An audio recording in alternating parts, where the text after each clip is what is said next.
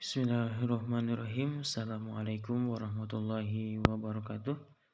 Perkenalkan, nama saya Iqbal Kurnia dengan NIM 1982205 dari program studi pendidikan fisika. Di sini saya membuat salah satu video yang bertujuan untuk memenuhi salah satu tugas mata kuliah seismologi dengan dosen pengampu Ibu Lasmita Sari, MSI. Untuk selanjutnya, di sini saya akan membahas mengenai soal-soal dan tata cara pengerjaannya. Di sini ada soal yang pertama, itu soalnya jari-jari bumi, bulan, dan matahari masing-masing adalah 6.371 km, 1.738 km, dan 6,951 kali 10 pangkat 5 km. Dari gambar 1, 2, dan 3, buatlah perkiraan kasar berapa lama dibutuhkan gelombang P untuk melintasi diameter bumi, bulan, dan matahari. Dan untuk menjawab dari soal ini, perlu dilihat dulu dari yang namanya gambar 1, 2, dan 3. Nah, di sini kalau sudah ditentukan dulu istilahnya atau sudah dilihat dari gambar 1, 2, 3, barulah dapat diselesaikan. Nah, dari gambar 1 atau dari gambar bumi ini, itu yang pertama Tm sama dengan St dikurangi S0 per Vt dikurangi V0. Di sana bahwasanya St-nya itu adalah 3000, S0-nya itu adalah 0, per 13,5 dikurangi 8, maka untuk T sama dengan 3000 km dibagi dengan 5,5 km per sekon, maka waktu yang diperlukan untuk gambar yang pertama itu T sama dengan 545,45 sekon. Terus yang kedua itu TAU sama dengan ST dikurangi S0 per PT dikurangi P0, di mana yang ST-nya adalah 5200, S0-nya adalah 3000, maka 5200 dikurangi 3000 per 10 dikurangi 7, maka untuk T-nya sama dengan 2200 dibagi 3, maka untuk jawabannya T adalah 733,3 sekon. Dan untuk gambar selanjutnya, TR sama dengan ST dikurangi S0 per VT dikurangi V0, maka T sama dengan 6200 dikurangi 5200 per 13 dikurangi 1, 13 dikurangi 11, maka T sama dengan 1000 dibagi 2 atau T sama dengan 500 sekon. Dan untuk gambar kedua atau gambar bulan, di sana diketahui ST-nya adalah 90, S0-nya adalah 0, PT-nya adalah 7,6 dan P0-nya itu adalah 5,6, maka ST dikurangi S0 per VT dikurangi V0 itu adalah 90 dikurangi 1 per 7,6 dikurangi 5,1, maka untuk T sama dengan 90 dikurangi 2,5, maka untuk T-nya adalah 36 sekon. Dan untuk gambar terakhir itu gambar matahari, di sana diketahuinya ST-nya adalah 1, S0-nya adalah 0, PT-nya adalah 500, P0-nya adalah 90. Maka untuk T sama dengan ST per S0 per PT dikurangi P0, maka T sama dengan 1 dikurangi 0 per 500 dikurangi 90. Maka untuk T sama dengan 1 per 410, maka jawabannya adalah T sama dengan 0,0024 sekon. Untuk selanjutnya, soal nomor 2. Di sana dengan asumsi bahwa kecepatan gelombang P di laut adalah 1,5 km per sekon, perkirakan minimum dan kedalaman air maksimum ditunjukkan pada gambar 4. Jika kecepatan gelombang P adalah 5 km per sekon, berapa kedalaman ke atas atau permukaan dapur Bangba dari dasar laut?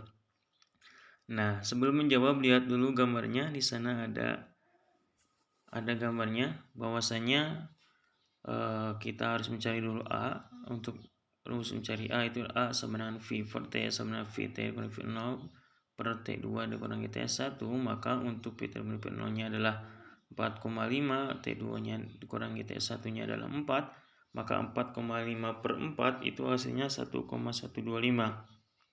Nah, untuk selanjutnya kita menggunakan rumus E sama dengan V0T plus minus setengah AT kuadrat, di mana V0-nya adalah 1,5, T-nya adalah 4, dan untuk A-nya adalah 1,125 dan untuk T-nya adalah 4. Maka E sama dengan 1,5 dikalikan dengan 4 plus minus setengah dikali 1,125 dikalikan dengan 4 kuadrat. Maka untuk E sama dengan, karena 1,5 dikali 4 hasilnya 6, plus minus maka setengah dikali 1,125, 4 kuadrat itu adalah 16. Nah, maka untuk E sama dengan 6 plus minus, nah di sana 1,125 dikalikan dengan 16 dikalikan dengan setengah, maka untuk hasilnya 9. Maka E sama dengan 6 tambah 9 atau E sama dengan 15 km per sekon, atau menggunakan E sama dengan 6 kurangi 9, maka untuk jawabannya S adalah min 3 km.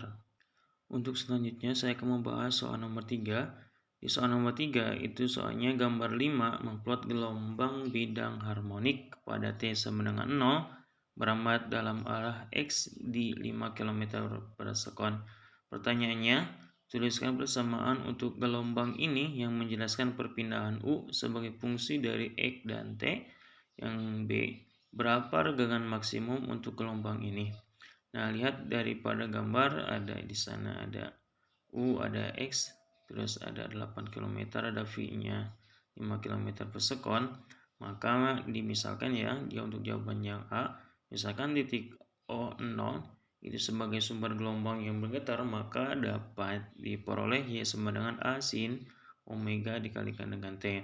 Dan misalkan gelombang berambat dengan kecepatan V dari sumber getaran, maka waktu yang diperlukan gelombang untuk sampai di titik P, maka untuk TOP sama dengan X per V, sehingga ketika titik 0 tidak bergetar selama T detik, maka P baru bergetar selama, nah ini untuk TP sama dengan T dikurangi TOP atau TP sama dengan T dikurangi X per V. Berdasarkan pemisahan tersebut, maka persamaan gelombang di titik P adalah YP sama dengan A sin omega dikalikan T dikalikan TP, dan untuk YP-nya sama dengan A sin dikali omega dikali T dikurangi X per P. Karena K sama dengan omega per V, maka persamaan gelombang simpang di titik P menjadi YP sama dengan A sin omega dikalikan T dikurangi K dikalikan Q. Dan titik P telah bergetar selama T detik, maka persamaan simpangan di sumber gelombang yaitu YP sama dengan A sin dikalikan omega dikalikan T dikurangi K dikalikan kaki.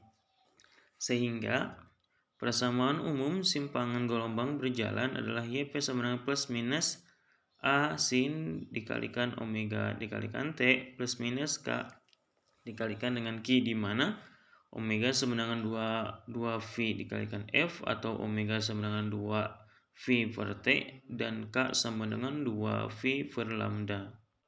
Dan untuk selanjutnya yang B ditanyakan regangan maksimumnya.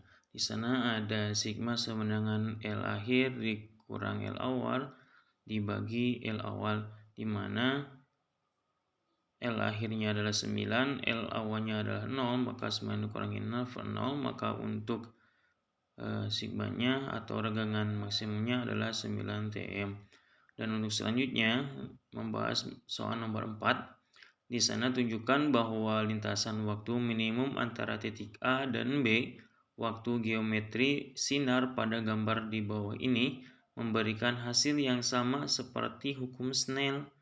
Petunjuknya, nyatakan total perjalanan waktu sebagai fungsi dari posisi titik lentur sinar pada antarmuka. Nah, di sana ada gambarnya, di sana ada A, di sana ada alfa, di sana ada theta. Gitu kan? Di sana ada kecepatannya.